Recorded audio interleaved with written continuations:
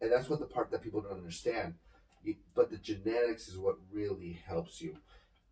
If you look at pictures from me from 10 years ago, I look better now than I did 10 years ago. Because my muscles have nothing to do with age. Yeah, my muscles have just matured now. Yeah. And I work out smarter now. I mean, what I knew 10 years ago to what I do now, there's a huge difference. I guarantee you what you did when you first worked out to what you do now is completely different. When I first worked out, was way different. Yeah, exactly. Same. When I first worked out, I did what every girl does. Eat as little as calories as possible and hit the elliptical, Stairmaster, or treadmill. And I would do like maybe 10 bodyweight squats and be like, okay, I'm done. Yeah. And then I was like, why is nothing happening? Yeah, exactly. You know? I started off there too. And then you have guys, I'm pretty sure you probably did this, go into the gym, work out for like 3 hours. Yeah. You know, and try to do every machine and every exercise possible. And you're like, dude, why am I not progressing? Because you're burning yourself out so much. I'm not gonna lie, I started off like that, but I just did 2 hours, and I was like, had like 8% body fat. I was ripped from head to toe. The only but also problem, your genetics. It was genetics, yeah. Like I genetically have a flat stomach. Like no matter what I do, I have a flat stomach.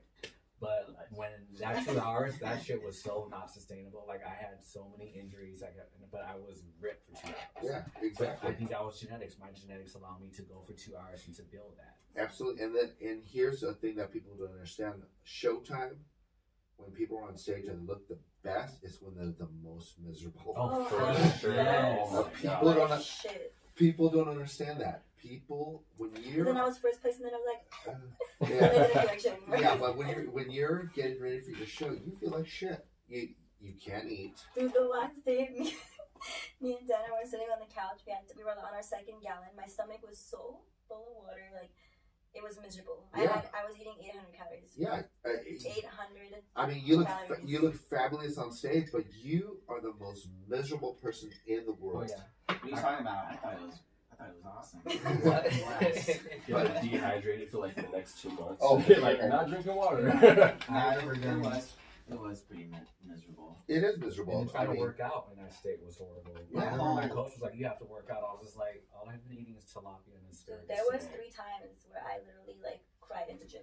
Broke down crying. Oh, my hormones were all over the place. My whole personality changed. Yeah. Oh, for sure. I might be the only one that hasn't done a show yet. Have you done a show, Carlos? I tried to do 2 shows and I ended up cramping up in backstage. I never went on stage. Oh, okay. So close enough. You've been through the process of like prepping for a show. Yeah. I mean, I dehydrated so bad that Can I tell you a crazy story? Yes. Well, I'm sure this has happened to a lot of people before, but because I did a show naturally, and I think it's because I started cutting way too soon. My whole sex drive was gone. Oh, I believe it. I couldn't get a boner for like 2 months. Oh, I believe that. And then after my show for like 5 months, I wasn't back to normal. No, I believe that. And that's because I was like, I think I was on stage at like, I was probably like 5-6% body fat, no water in me. So tiny. And you're backstage waiting forever. Literally waiting forever, eating like 1 rice cake. Well, for me, I was literally on a rice cake with peanut butter and a gallon of water, a dish of water, and my hamstring cramped so bad that I actually had to get in the ambulance. And the ambulance, they put me on an IV. I was on 6 IV drips because they couldn't get enough salt in me. So I had just dehydrated myself too much. I felt honestly like pretty good. Like I didn't have any of those problems. So that's because you did it the right way. Yeah, but like, yeah, that was really the only problem with it. Was just like my sex drive was gone. I was just like my testosterone levels were low. Oh yeah, it depletes you completely. Well, same thing for me. Like I got off of birth control the same time that I was about to compete, like 1.5 months before. So I did period for like 9 months, and just getting my hormones back up after my show and your body trying to re-regulate itself. Like even if you try to do your best to eat as clean as possible and like prepare yourself for like the rebound effect, it's still gonna be so hard to restrict those cravings 100%. and those binges. 100%. Like luckily I like really tried my best to not rebound, but I still obviously gained a bunch of weight like the 2 to 3 weeks You're afterwards. going to. Yeah, but I didn't gain like 40, 50 pounds like how some people have it in the past. But it's so hard not to binge after a show. Like it takes so much mental strength. I can't even like begin to explain. So let's like talk about that. Like those shows are supposed to be like the epitome of like health and fitness, They're right? not they're not. But like you're doing everything They are to your not. body That's- to wreck it. That's why I'll So never do a healthy. show again. And that's where I'm at. So like, not like this is like kind of an embarrassing story, but my coach had me on so many supplements to like dehydrate me to get me ready for the show. I went to PacSun to like find some board shorts to put on, and like I thought I had to like fart. There was so much stuff in my body when I went to fart, liquid came out of me. Oh yeah, for sure. Oh, So, dude, I believe like, it. Diabetics. Yeah, in Yeah. in the dressing room, like I'm like I just shit it down my leg, like Yeah. liquid shit down my leg Yeah. right now. Yeah, no, that's common. I mean, you have guys at shows that are running to the bathroom because their ass is going to explode. Yeah. Yeah, no, seriously. I mean, I've known guys that took enemas right before a show to get those extra pounds out of them, just so their stomach's flat. But going back to that, have you thought about competing, Braden? I have thought about competing. The number one thing I want to do first is obviously do a powerlifting meet, and that's first in my books to honestly do, and then I'll consider doing some sort of physique show maybe later on. But I've been thinking about it. Obviously, I've seen everything that's happened as far as everybody else's experiences, and it's rough. You know what I mean? You can expect to have like mood swings, different types of things happen to you. You know what I mean? Like your emotions go against the wall. Like I know that when people in relationships prep together, it is rough. We actually We did did really so well. together. I think we, Everyone was like, I don't everyone was think, like, it's gonna be I horrible. don't think I would have been able to do the show like without her. Like we Aw. literally we. I think you all have. together. I think you have both. You either have the ones that work together or the ones that are going to hate each other. Yeah.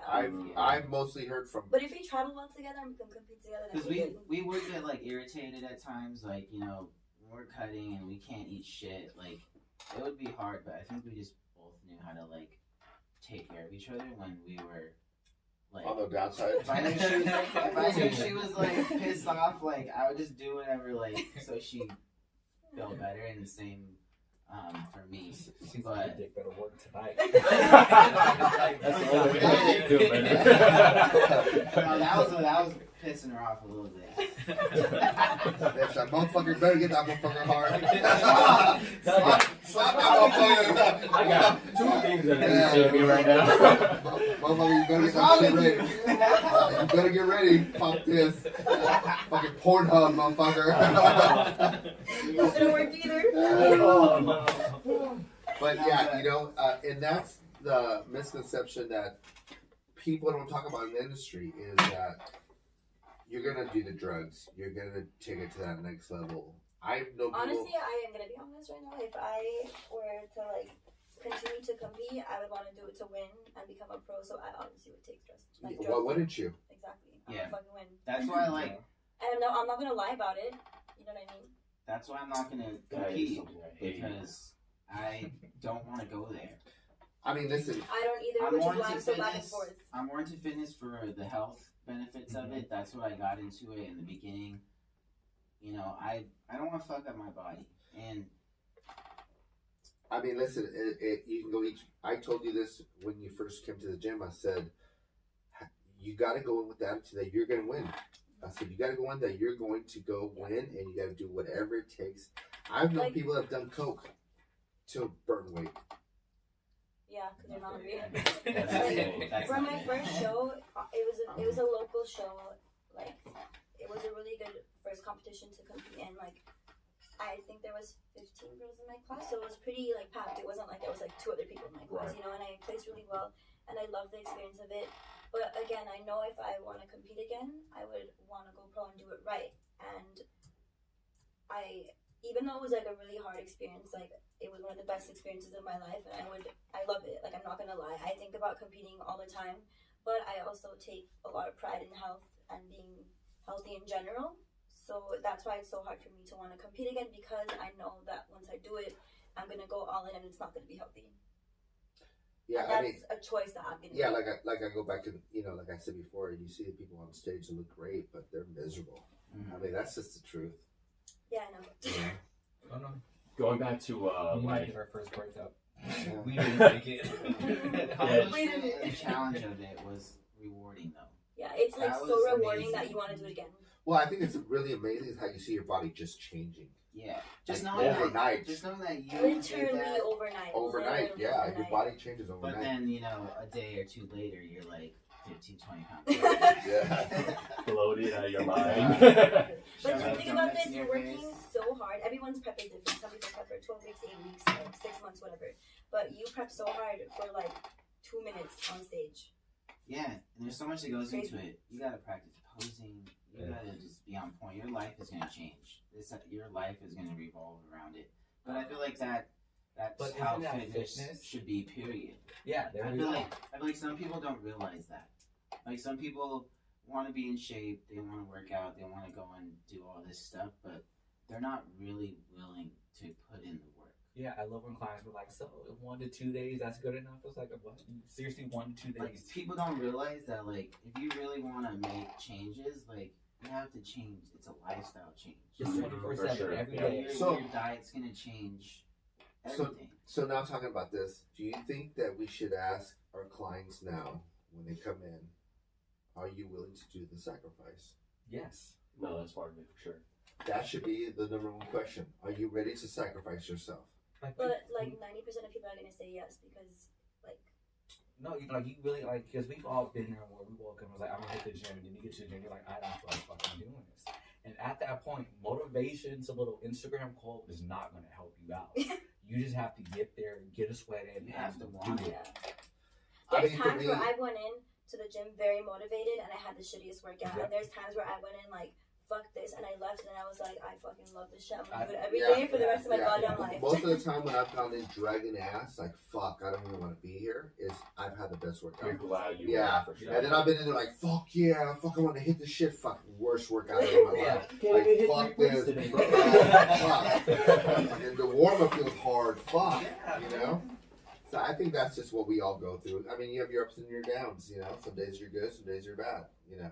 That's just being normal. Luckily, though. I look forward to the gym every single day. But there are days that like I'm like, oh fuck, like I'm a little tired. But yeah, you're right. Like you go there and you put in a workout, and it just makes you feel.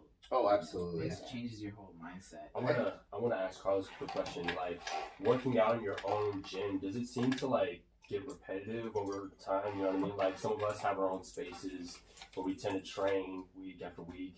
I know Monique likes to train outside of Source sometimes, most of the time. But how do you feel just working out? I mean, it is your own gym as well. That's his So jungle, how do you man. feel that? That's I know his it's your turf. jungle. Yeah. He's like, I am the man here, you know. So I guess I'll tell you, the thing about me is I love working out in my gym. That's why I keep building it. Because if it's good enough for me, it's good enough for you. That's the way I look at it. And for me is, I'm not complaining. I, That's crazy. I like to work out when nobody's there. Oh, okay. That's my But then my ass thing. walks in at 4 a.m. Hey Carlos. But that's my thing is that I like to be, and the reason why I go in like at 3 in the morning, 4 in the morning, because my phone's not ringing. I don't have social media. I don't need a fucking answer to email, a schedule change. It's my time. So the answer to your question is, yeah, I like working out in my facility because it's mine. I can do whatever the fuck I want. I can drop weight. I can fuck shit up. Yeah. But once in a while, I do go to other gyms just to see what new machines are out there. But like, oh fuck, I gotta get my hands on that. Or fuck, that thing sucked. You know, I like to see what's going around, what's part of the industry, because I need to be in the loop. You cannot be in fitness industry and not accept other things that are going on, like CrossFit. Can I just say I'm really happy you're like that? Because like every time me, Brayden, or Phil have had like an idea, you've never like shut it down. You've always been like into it. You've always like gotten the machines. You're always changing it up around there. And then also, like you said, like if it's good enough for you, it's good enough for us. Yeah. Well, yeah, you know, I mean, we can talk about this in the sense of why is it that trainers don't network or help each other out, right? Because they know they're not good at what they do and they're intimidated. Is that the reason, or is it because they feel that you're going to steal their client? I mean, But if you feel like you're good and you know what you're doing, you're gonna get your own Oh, clients. 100%, There's enough listen. clients for everybody. I always look at it this is how I was brought up. I'm the old man. I'm going to give you my knowledge. You either take it or you don't. Yeah. You know, I'm settled. You're gone, my door still opens because I have my base, you know, and you always have to be open to new technology. I hate CrossFit, but I love the battle ropes. I love that you can flip a tire. I love that you can hit it with a hammer at a certain angle because does hit your core, hits your obliques, power, the battle ropes, speed ropes, different lengths, get your cardio up, do that. Now from pull-ups, that whole fucking swinging thing, I'm not down with that. The kip-ups. Yeah, I'm not down with that. But I will never. It even sounds fake. Yeah, I'm not the type of person that I will knock down what you're trying to give me, or even you've suggested, like, hey, Carlos, what do you think about this? Let's talk about it. Let's see what we can do here. Yeah. Maybe you're seeing something I'm not seeing. Because I'm always open up to suggestions of what's going to make me better. I'm not the type of person that I'm better than you because I'm the opposite. I stay quiet. I see what I can do. Like, okay, that works. That doesn't work. And I try to create teams that can help me get to my better place. So I think that's why we also have such a good space because we're all open to like new ideas. And if let's just say I'm training one of my clients and then like Brayden has something to like say to improve it, or so does Phil, I'm never like, oh, I know what I'm doing. I'm like, oh, so why did you say that? Or how can I make this better? And then vice versa. Absolutely. That's why I don't think trainers network with each other. They're scared and prideful. I have no problem asking any of you guys, like, hey, there's a movement I'm not familiar with. Can you help me out? Brayden does more bodybuilding than me. So I'm like, Brayden, can you help me with overload and set? Can you tell me some techniques? I'm good with functional mobility stuff. Monique knows the booty. Yeah, you definitely communicate with. But like today, Phil had a client. Her shoulder was. I'm like, what's wrong with your shoulder? I started working with her. I got it to listen. Then I walked over to Phil. I'm like, I think you need to do this, this, this, and this. Yeah. Done. I helped him out. And we're good to, he has a client that's happy and we move on. Right. Where other people would be like, oh my God, he's trying to take my client. Oh, it's my client. Like, oh, you can't touch them. Or like if we go on vacation or if I'm not able to take a client because at the same time, like I'm more than happy to be like, they can take you, check out their Instagram, or can you train my client? And I tell my clients, like, I don't know if we're going to be a good fit. Like, I think you'd be better with Brayden or Phil, depending on what you're trying to achieve. Like, I don't know if I can help you in this, So, there's, like I said, there's plenty of clients for everybody, and I can be way better at training a certain client, and then Phil can be better, or you can be better. I mean, listen, I think we all have our strengths. Do I know how to do functional training? I do. Is it my thing? No. I hate functional training. It's not my thing. I don't either. I'm not gonna lie. I'll have Nick do it because I don't care for it. I don't like it. It's not my thing. I'm old school. Where Phil loves functional training. That's his thing. If somebody came in and said, I want functional training, there he is right there. Go to him. If somebody came in and said, oh, I want to work my ass, there she is. Go to her. I want to bodybuild. Fuck it. Let's go. Yeah. So you want to do rehab? I'm fair, So that's the part that I personally, I'm confident in what I do. I don't have to worry about anything. I've given you referrals. I gave you a referral. People call me, call this person, call that person. I really don't care anymore. I do my thing. I think that the problem is nowadays these new trainers that decide that, hey, they look great. I'm not going to take that away from them, but they think they can be a trainer, and it's like, bro, you're not a trainer. I hate to tell you, your form is off. You suck as a trainer. You're just a big meathead. Or even a chick, yeah, she's hot. She has great genetics, and she doesn't know anything. Editing your pictures on Yeah, exactly. So, and unfortunately, that's what people go for, and that kind of gives, and that's the part that gives me. Yeah, but for the short time, and then they realize that they're scams, and they always end up getting like hurt, and that's the part that pisses me off about the industry is that those people give us a bad name. Yes. Yeah. Because we put in our time. Right. We're there at 4:00 in the morning. You're crying with the client. You're sharing that moment with that client. I guarantee you that they're like, you're crying. I don't have time for you right now. And I guarantee they do that. They wouldn't even get to that level though. They would be more like personal one-on-one. Yeah, it's trainers is interesting because you have the trainers like obviously we care like. I've spent the whole session sometimes giving someone therapy, and I'm just like, I'm fucked up myself, but I'm gonna help you get. I think that's why I've had a client and I, on multiple occasions, literally just sit down and talk, and that's like what she needed. And even like Phil came, and we all started talking together like, for an entire hour. You know what I mean? But that client, But that's what she needed at that moment. yeah, and she walked out those doors feeling better about where she was at. Yeah. Yeah, because you took her as you appreciated and cared for her, not, oh, I just care about your session, your money, get the fuck out. Exactly. You know. So that being said, I got a question for you guys. If somebody came up to you guys and said, I'm thinking about being a trainer, what would you say? Phil? I would say be ready to wear multiple hats. Like, when I mean wear multiple hats, you have to be their friend, even though they might not be your friend. You have to be their trainer and be hard on them. One of my things with my clients, I tell them in the initial consultation is like, look, I'm a blunt person. I'm going to say things that may offend you. If you're not okay with that, you may want to go somewhere else. So my thing with a trainer is like, be your authentic self. That'll be the best model for your business, because I'm not going to be fake and like, oh yeah, I'm going to be a cheerleader, I'm going to push you, I'm going to motivate you from the back, like, rah, rah, go. I'm going to sit here back and like watch you. And then when you say like, oh, my back hurts, I'm like, yeah, because you're fat. Monique? Well, what Phil said, you have to be yourself. I know a lot of personal trainers. No, I don't know personally, but there's a lot of personal trainers or upcoming ones that kind of want to be like somebody else, but then it never ends up working. You always have to like be yourself and bring your true self to the table, because if you try to be somebody else, you won't be successful. Because you have to keep up that lie about yourself that's not true in the first place, and then that never ends up working for anybody in any circumstance. So to be true to yourself, be ready to be putting in hours, waking up super early, late nights, and also you have to be making sure that anything that you tell your clients, you gotta make sure that you can do yourself and that you are doing yourself. Brandon? That's hard. I think that that number one, that they need to be doing it for the right reasons, that it's not out of just, you know, personal gain, that it's for money, that I think that number one, like, yeah, it's supposed to be, you're going to be, this is a career for us, a lot of us, right? So we're all doing it, that we want to do this for a lifetime. So, but we really need to make sure that we're doing it to help people more than anything, to be able to have that. And I think a lot of people come in and think like, oh, I'm going to make money.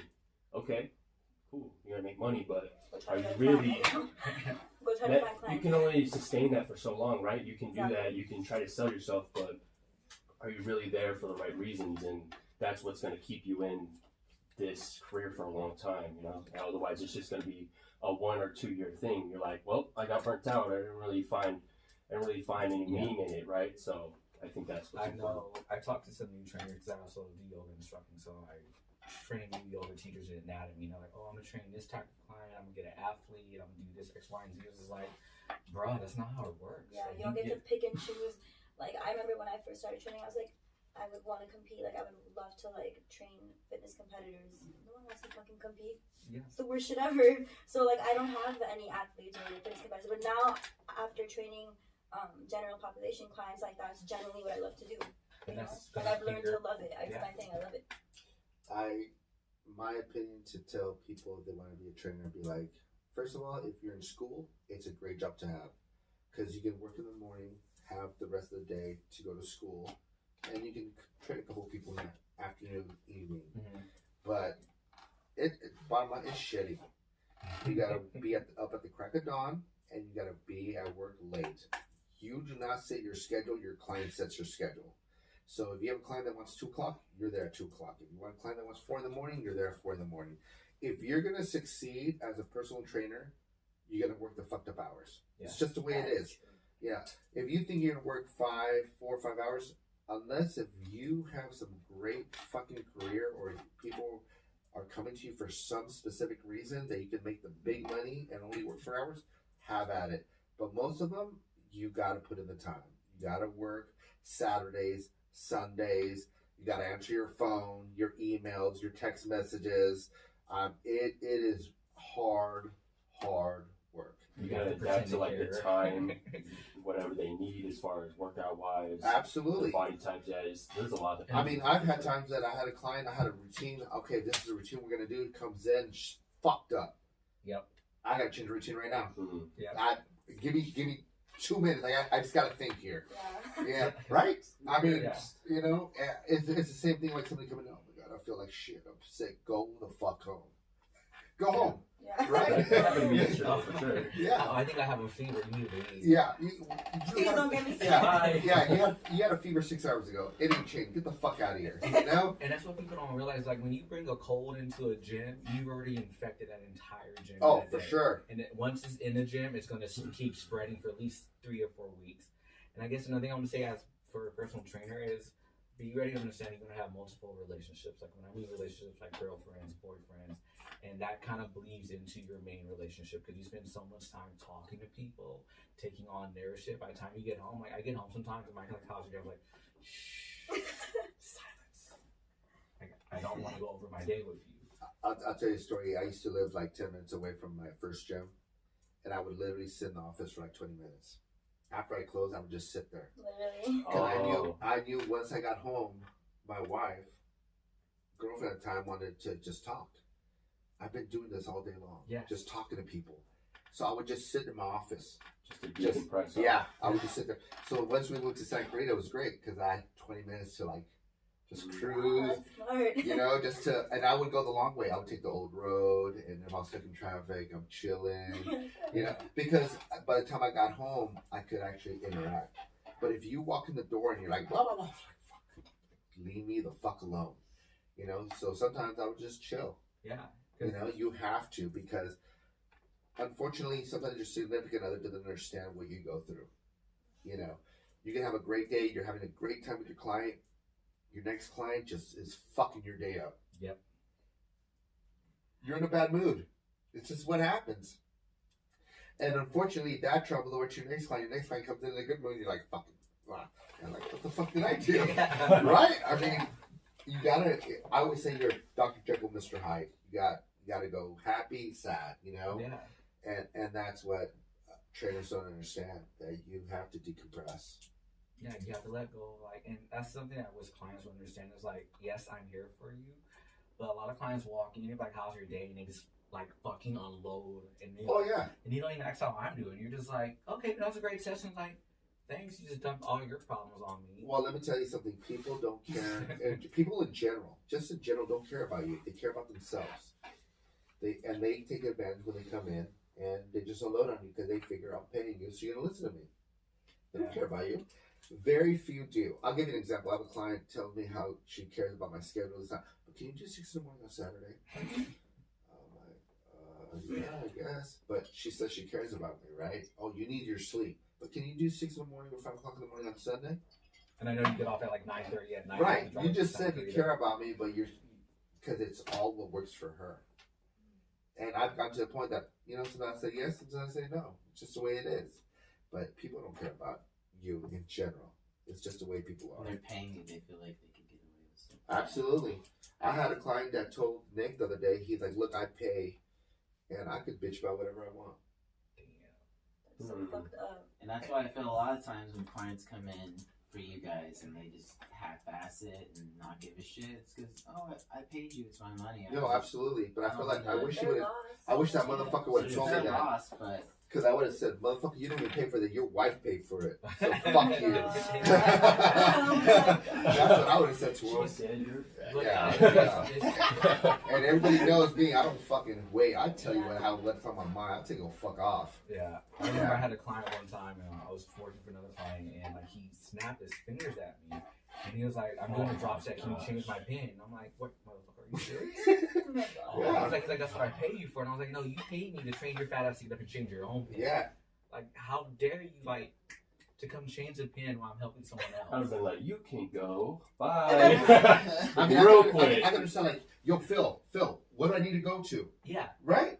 Yeah. Or like if you're on a bench and you need to get some plates off for you, but even then that's still pushing it. Right. To change a pin from 20 to the 40, 30 pounds, like, are you serious? But there's some people literally, when the little time that I did train, that literally would like had no idea what they were doing. Oh no. Some So people like changing a pin or anything like that, like they needed us for that. Some people have no clue. They come in with no experience whatsoever. Oh, that's for sure. But we're here to educate, and I'm like, this is my own personal thing. Like, I hate repeating myself. Like, you see me train my clients. I'm like, hey, we're doing X, Y, and Z, and we're doing it. I should show you 2 times, and you need to remember the name. And if you need help to clean up the movement, I'm there for you. But like, I shouldn't have to repeat myself multiple times with a movement or with the same cue. Each time we come in, I want to up level you in that movement. Yeah, we don't need to go back. And Yeah, I mean, I think if somebody's with you more than 3 months, they kind of get the exercises. Like, oh, you'll say this. Oh, that's that flight, right? And they'll be like demonstrating for you. Yeah, that one. Go that one. So I got yoga students for 3 years now. They still don't know some of the postures. Oh, like, fuck, they're fucked up. Yeah, thank you. Well, they're going through with their eyes closed. Oh man, fuck. One time I went to one of those yoga classes and he was explaining the movement, and there's like people in the front who are like doing different things, and I'm like, why did you come to this class for? Thank you. Like, I'll like be right in front of them. I'm like, right arm on your right leg, right arm on your right leg. And this group was like fucking on her back, feet in the air, like. I'm like, so I literally walk by and I look and I'm like, not my monkey, not my circus. Inhale, right leg high, guys. Like, even when I train, sometimes I'm guilty of it. It's like, I'll watch someone and they're not understanding the movement. I was like, well, they're safe. They're not gonna hurt themselves. So, it'll fix itself eventually. I mean, listen, I have a client training here for 20-some years. Get your elbow up. Get your elbow up. Now I'm like, whatever. Like, if you're not getting your elbow up, what are you going to do? Yeah, it's like they're disconnected. Yeah, absolutely. I tell this story to like my new yoga instructors. Like, it was this girl and I was like, relax your head. Let go of your head. Just let it be free. And then I finally was like I punched you in the back of her head. And she like dropped her. And I was like, why did that with you? Like, what are you into outside of this? Yeah, relationship. Anyways, that being said, good session. But before we go, Phil, you want to give your Instagram, your social media? What is it? My Instagram is phil.fitness at Instagram. Monique? Mine is my first and my last name. Monique, MONIQEE, Haddad, HADDAD. Braden? I'm at Lift Knowledge, no spaces. And I'm at Source, SOURCE, 4YB, Gorilla Squad. And on that, we out. That's a wrap. Peace. That was good. That was so fast. It goes quick. Once you start It was flowing, pretty it quick, goes crazy. You don't realize how much you're going really Literally fast. just talked about this. When it starts